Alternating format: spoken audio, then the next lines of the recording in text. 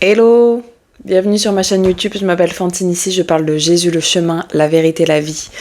On est en direct d'une fraîche révélation qui sort du four et on va la mettre en pratique et on va la mettre en image. Je pense que vous allez beaucoup aimer.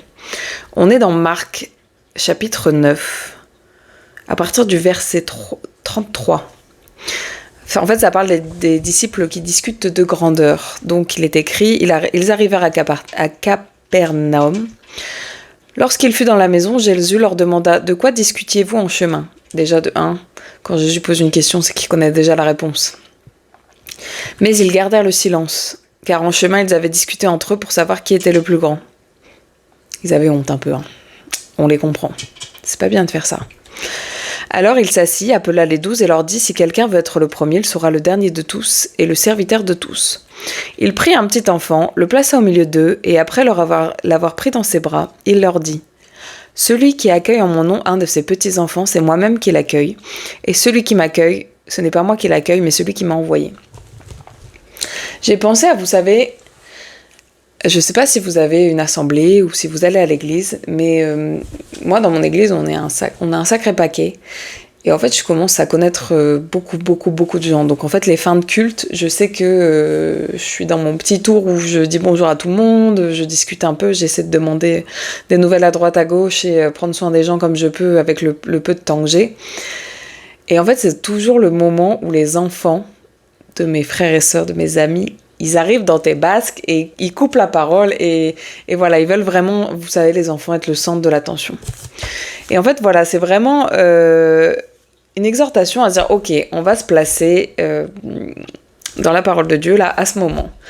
Je sors du culte, je suis en train de discuter du preach avec mon frère, ma sœur, on est en train d'avoir une discussion animée sur ce que le pasteur a voulu nous transmettre ou ce que ça nous a fait écho dans notre cœur.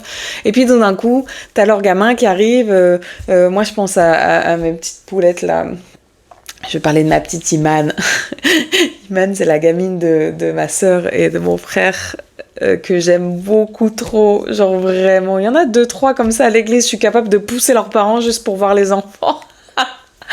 Coucou ma sœur. Et du coup, ouais, franchement, Imane, elle sait que n'importe quel endroit, n'importe quel moment où elle arrive, où elle va m'interrompre, elle sait que je vais lui faire le méga câlin de l'espace, que je vais la prendre dans mes bras et qu'elle va faire une partie à part entière de notre conversation. Voilà. Et en fait, c'est ça que le Seigneur, il veut. Il veut qu'on arrête tout, nos discussions d'adultes, il veut qu'on arrête nos discussions de gros TTS pour intégrer les nouvelles personnes, qui sont fraîches dans la foi, les gens qui rencontrent à peine Jésus, les personnes qui sont à l'église pour la première fois. C'est vraiment ça que le Seigneur, il veut qu'on fasse. Il est en mode... genre voilà, vous venez de vivre un enseignement, certainement de qualité, merci Seigneur. Prenez le temps pour accueillir les nouveaux. Prenez le temps pour bénir les enfants. Prenez le temps pour répondre aux questions. Voilà, arrêtez de rester entre vous à vous dire « Ouais, non, c'est moi le meilleur.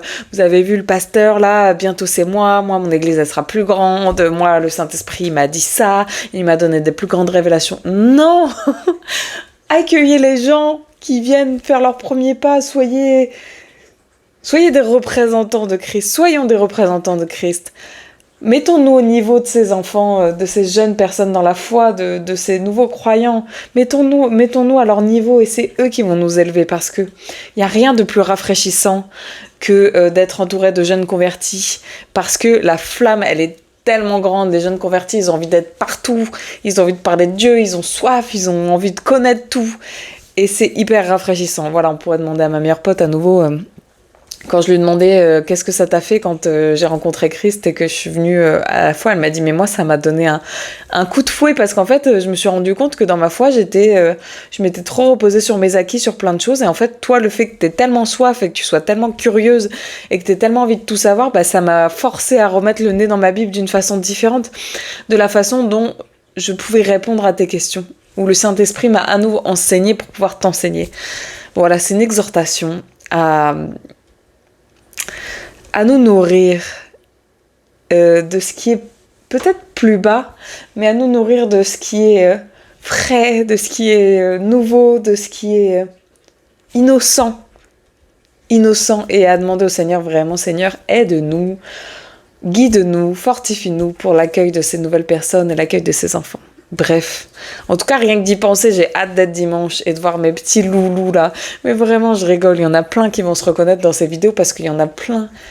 À mon église, vraiment, je suis en mode « Ah, coucou, ça va toi? Allez, pousse-toi, laisse-moi voir ton enfant. Ça va toi, mon petit chat? Oh !»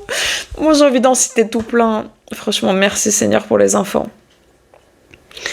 Merci Seigneur pour les enfants. Vraiment, je prie que vous ayez à cœur de laisser une place différente aux enfants. Je les aime trop. Soyez bénis.